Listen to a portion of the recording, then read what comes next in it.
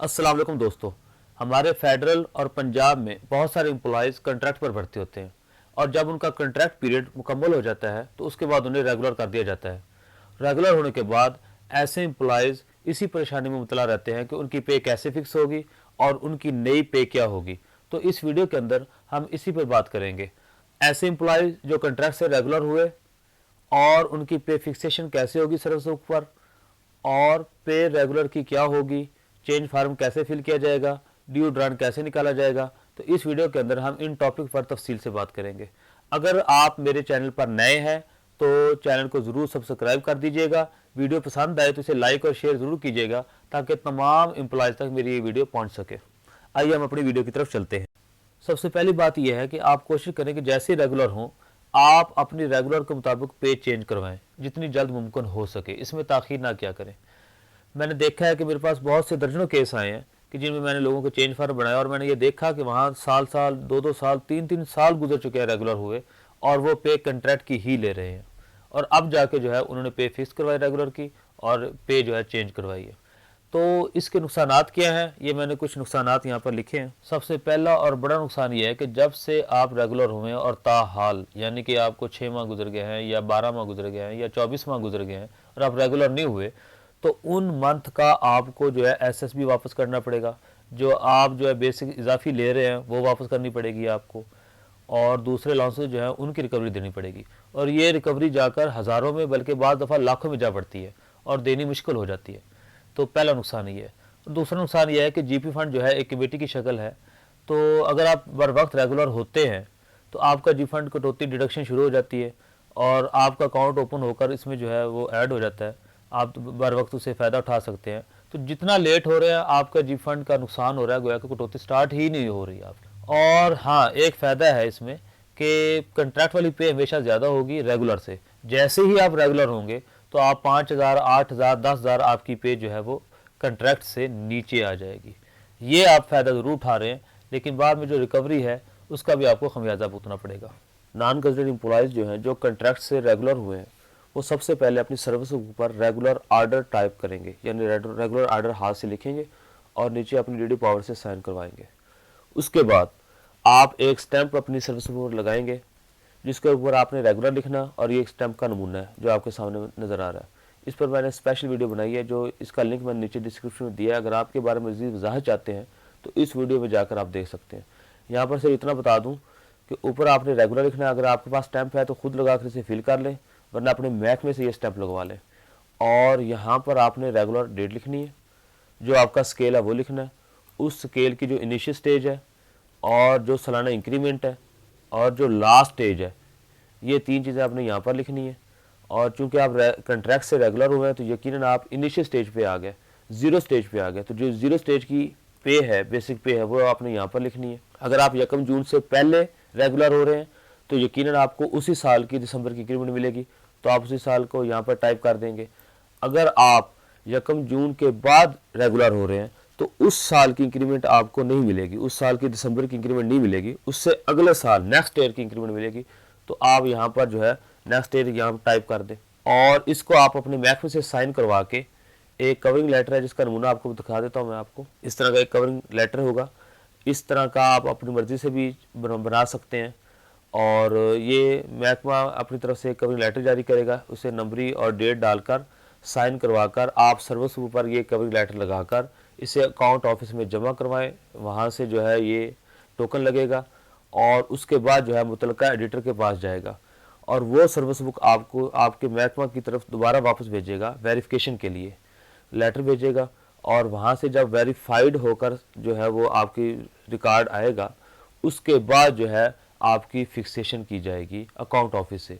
जब account office से fixation हो जाएगी तो उसके बाद जो है चेंज फार्म बनेगा। अगर ये काम आप खुद करना चाहें तो ये भी मुमकिन है।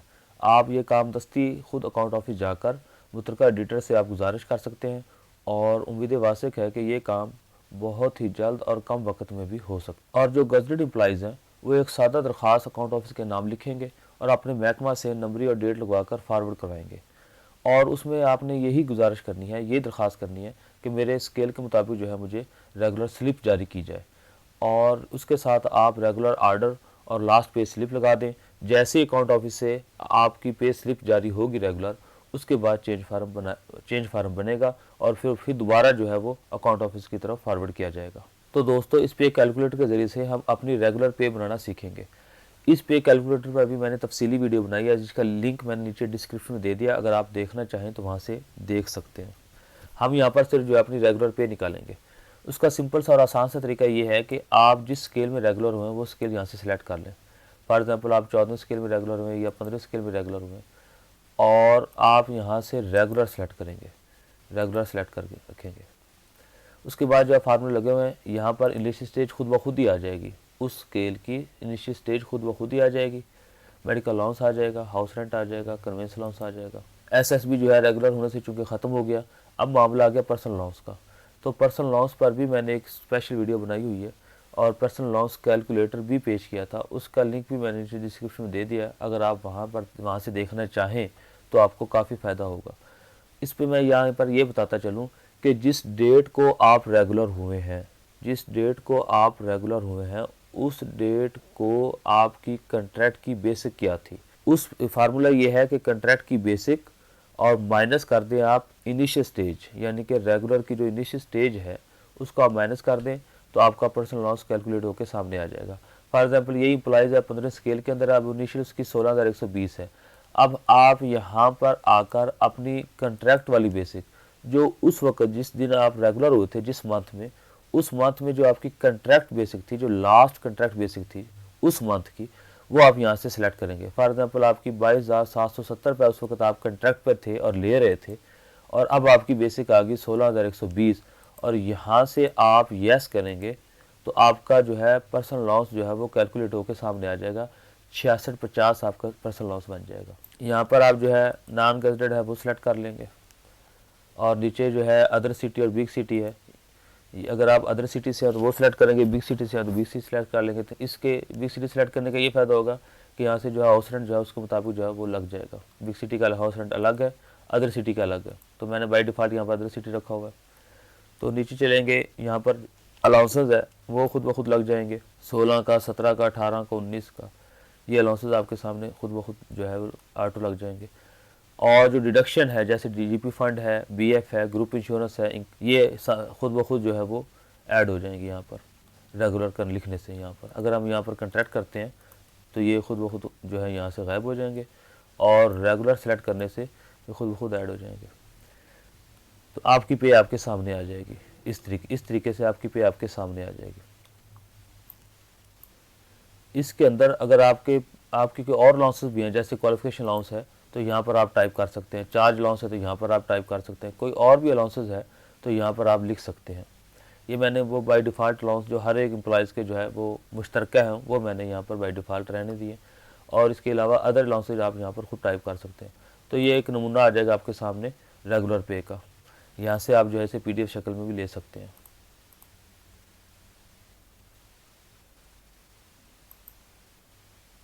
तो इस तरह से आप इसका प्रिंट भी ले सकते हैं। हम एक और कंडीशन पढ़ते हैं, एक एम्प्लॉय का 14 स्केल का, और वो 1 दिसंबर 2019 में, यानी 1 दिसंबर के बाद 2019 में वो रेगुलर हुआ।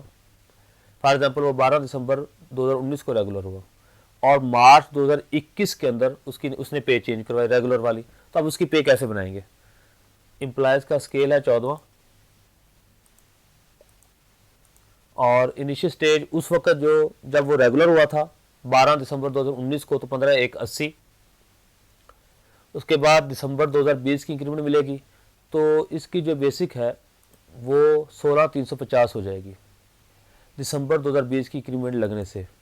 मार्च 2021 के अंदर वो अपनी पे चेंज करवा रहा है रेगुलर वाली, तो ये इसकी बेसिक जो है एक इंक्रीमेंट लगेगी दिसंबर 20 की। बस ये ख्याल रखना है, ये इसमें एक अहम पॉइंट था जो आपको बताना था। इसके साथ साथ जो है हम देखते हैं यहाँ पर कि 1/1/18 का फ़ायदा उसकी 15,180 है, 12/18, 12/19 और 12/20।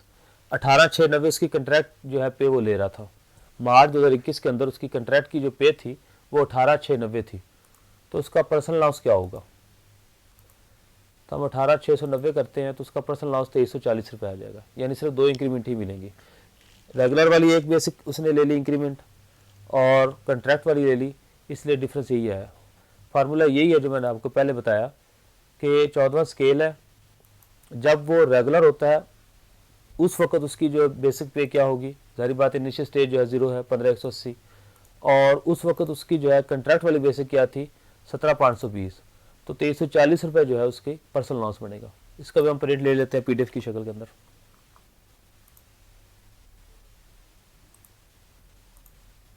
तो उसकी पे कुछ जो मार्च 2021 में चेंज करवाएगा, दिसंबर 2019 में रेगुलर हुआ था, उसकी पे का नमूना कुछ इस तरह से होगा।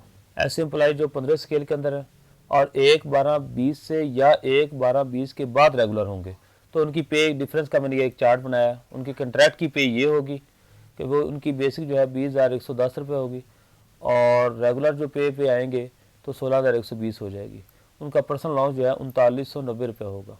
टोटल वो 39,035 रुपये ले रहे थे, लेकिन जब रेगुलर होंगे तो उनकी पे हो जाएगी 29,493 रुपये। 29,493 रुपये उनकी पे हो जाएगी। ऐसे ही 14 स्केल का एम्प्लाई, उनके डिफरेंस का एक टेबल बनाया मैंने। अगर वो 1/12/20 से या उसके बाद रेगुलर होते हैं तो उनकी बेसिक जो है कंट्रैक्ट वाली 18,690 रुपये, और इनिशियल स्टेज पे आ जाएंगे रेगुलर होने के बाद तो 15,180 हो जाएगी। उनका जो पर्सनल लॉस है वो 3,510 रुपये होगा, और उनकी डिफरेंस जो पे के अंदर आएगा, कंट्रैक्ट वाली पे उनकी थी 36,693 रुपये, जब वो रेगुलर होंगे तो 27,876 रुपये उनकी रेगुलर पे हो जाएगी। ये वो एम्प्लॉई हैं जो 1/12/20 से बाद मई 21 तक जो रेगुलर हुए हैं, उनका ये मैंने दो चार्ट बनाए थे, 14 स्केल और 15 स्केल के। अब हम आते हैं चेंज फार्म की तरफ। तो जो पे कैलकुलेटर के ज़रिए से हमने पे बनाई है उसे आप चेंज फार्म पर ड्रा कर दें, और उसके अंदर जो एंट्रीज है वो आप चेंज कर लें, जो आपका ओहदा है, आपका पर्सनल नंबर है, BY है वगैरह वगैरह, और पे आप ड्रा कर लें। और यहाँ पर रिमार्क्स के अंदर आप लिख दें चेंज डेजिग्नेशन एंड पे regular according two fixation of service book in BPS 14। और इस तरह के जो भी अल्फाज आप चाहें यहाँ पर लिख लें, और लिखने के बाद इसे अपने महकमे से साइन करवा कर, इसके साथ आपने क्या क्या लगाना है वो डॉक्यूमेंट्स मैं आपको बताता हूँ। आप चेंज फार्म के साथ लास्ट पे स्लिप आप लगा दें कंट्रैक्ट वाली, रेगुलर ऑर्डर की कॉपी लगा दें, photo copy of service book लगा दें आप, और ओरिजिनल सर्विस बुक जो है साथ दे दें अगर ज़रूरत हो। मेरे ख्याल में तो इसकी ज़रूरत नहीं होगी। अब हम आते हैं आरोपी की तरफ। एक एम्प्लॉई है और वो जनवरी 21 के अंदर रेगुलर हो गया, किसी वजह से वो अपनी रेगुलर पे जो है चेंज कराने में लेट हो गया। मई 21 के अंदर आकर उसने अपनी पे रेगुलर वाली चेंज करवा ली, तो इसके साथ साथ जो है अब उसे आरओपी देना पड़ेगा। इसमें मेन चीज़ है एसएसबी का आरओपी। फॉर एग्जांपल जो जनवरी, फरवरी, मार्च, अप्रैल 4 मंथ का जो है वो 4,554 रुपये ले रहा था, ड्रा कर रहा था, तो उसके जो है वो ज़िम्मे है इसे कि वो इसे अदा करे। 18,216 रुपये बनते हैं। इसके दो तरीके हैं। एक तो ये कि आप जो है 32A चलान पर बराह रास्त बैंक में जमा करवा दें, और इसकी रसीद आप महकमे को भी दे दें, और चेंज फार्म के साथ अकाउंट ऑफिस जमा करवा दें। दूसरा तरीका ये है कि आप जो है इसकी अकसात बना लें। फॉर एग्जाम्पल इसके हम 6 अकसात बनाना चाहते हैं, तो चेंज फार्म में आप लिख दें कि ये इसकी जो 6 अकसात हैं वो 3,336 रुपये पर मंथ जो है वो महाना जो है मेरी पे से काट ली जाए, तो वो जो है डिडक्शन जो आपकी पे से जो है 3,036 रुपये महाना जो है वो 4 मंथ का जो है वो आपकी पे से डिडक्शन शुरू हो जाएगी। आरओपी का थ्रू प्रॉपर तरीका ये है, असल और सही तरीका ये है कि आप अपनी पे का ड्यू ड्रांट डिफरेंस निकालें, ड्यू ड्रांट के ज़रिए डिफरेंस निकालें और टोटल करके आप आरओपी की शक्ल में अदा करें। ये एक शीट बनाई है मैंने, इसका मुख्तसर तारुफ करवाता हूँ आपको। इससे पहले वीडियोस के अंदर जितना भी डाटा मैंने आपके साथ शेयर किया है उसका लिंक मैंने जी डिस्क्रिप्शन में दे दिया है, एक फ़ोल्डर की शक्ल में और RAR की शक्ल के अंदर। वहाँ से आप उसे डाउनलोड करके अपने पास रख लें, तो आपके लिए ये मवाद बहुत ही हेल्पफुल होगा। एक एम्प्लॉइज़ है 27/2/20 को वो रेगुलर हुआ 14 स्केल के अंदर, तो हम देखते हैं कि 1 मार्च 2020 से लेकर 30/11/20 तक उसकी जो ड्यू थी बेसिक वो 15,180 थी। रेगुलर होने की वजह से निश्चित स्टेज पे आ गए, लेकिन हम कंट्रैक्ट वाली जो है बेसिक पे ड्रान कर रहे थे 17,520 रुपये, तो 2,340 रुपये का डिफरेंस आया। तो ये अमाउंट बन की 25,982 रुपये जो हमें वापस करना पड़ेगी। ऐसे ही जो है 1/12/20 को जो है ये इसकी बेसिक बढ़ गई, रेगुलर वाली 16,350 हो गई। ऐसे कंट्रैक्ट वाली भी जो है बेसिक में इजाफा हुआ इंक्रीमेंट लगने से 18,690 हो गया। तो ये टोटल 25,982 रुपये हमें बेसिक की मद में अदा करने पड़ेंगे। इसी तरह SSB है 1 मार्च 20 से लेकर 31/1/21 तक हमारे पास जो ड्यू था SSB हमने लेना नहीं था, वो तो ज़ीरो था, हमने लेना ही नहीं था, हमारा हक ही नहीं बनता था। ड्रान हो रहा था 4,554 रुपये, तो इस मद में जो है 50,000 565 रुपये जो हमें SSB की मद में हमें वापस करने पड़ेंगे। इसी तरह जो है 2017, 18, 19 के अलाउंसेज हैं। 1 मार्च 2020 से लेकर 30/11/2020 तक 1518 रुपये बनते थे 10% रनिंग बेसिक पर, तो ड्रान हो रहे थे हमारे पास 1752 रुपये, तो 234 का डिफरेंस आया। ऐसे ही 1/12/20 को ये चेंज हुए 1635 रुपये ड्यू बनता था, लेकिन ड्रान ज़्यादा हो गया, इस वजह से इस मद में हमें जो है 2598 रुपये वापस करने पड़ेंगे, बल्कि 7794 रुपये, सॉरी टोटल ये नीचे है, 7794 हमें वापस करने पड़ेंगे। इसी तरह जो है BF है कि हम रेगुलर हो चुके हैं और हमारा जो है 3% बेसिक का हमें वापस करना होगा, तो इस मद में हमें 5127 रुपये जो है ड्यू ड्रान डिफरेंस निकाल कर हमें वापस करना होगा BF की शक्ल के अंदर। और हमने जो लेना है वो पर्सनल लॉस लेना है। हमारा पर्सनल लॉस चूँकि हक है, 1 मार्च 2020 से लेकर 30/11/2020 तक 2340 रुपये हमारा पर्सनल लॉस ड्यू था, ड्रान हुआ नहीं, तो इस मद में हमें 25,982 रुपये हमें जो है वसूल करने हैं गवर्नमेंट से अपने पर्सनल लॉस की मद के अंदर। तो हमारे पास जो है टोटल 89,468 रुपये आए, 25,982 हमने लेना है, तो पीछे हमारे रह गए 63,486 रुपये जो हमें ROP की शक्ल के अंदर हमें वापस करना होगा।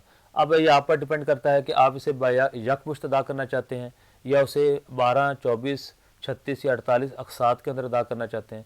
वो उसकी डिटेल आप यहाँ बना लें और चेंज फार्म के बैक साइड पे आप इसका प्रिंट निकाल लें और उसे जो है रिमार्क्स के अंदर जो है इसका हवाला देकर आप अपना जो है ROP स्टार्ट करवा सकते हैं। तो दोस्तों ये था कंट्रैक्ट से रेगुलर होने के मामलात एक सफ़र जो मैंने आपके साथ शेयर किया। इसमें आने वाले मसाइल, नफ़े नुकसान जो मैंने आपको बताए। उम्मीद है आप मेरी इस वीडियो से जो है समझ चुके होंगे कि कंट्रैक्ट से रेगुलर होने में क्या फ़वाइद और नुकसान है और अपनी पे को कैसे सेट करना है, पे को कैसे चेंज करवाना है, ROP के मामले को भी समझ गए होंगे। अगर ये वीडियो पसंद आए तो इसे ज़्यादा से ज़्यादा शेयर ज़रूर कीजिएगा ताकि जितने भी दोस्त हैं इस मामले में तो उनको जो है भरपूर फ़ायदा मिल सके, हेल्प मिल सके और वो घर बैठे ही अपनी पे के मामले को समझ कर उसे जो है हल कर सके। तो नेक्स्ट वीडियो आने तक इजाज़त दीजिए। अल्लाह हाफ़िज़।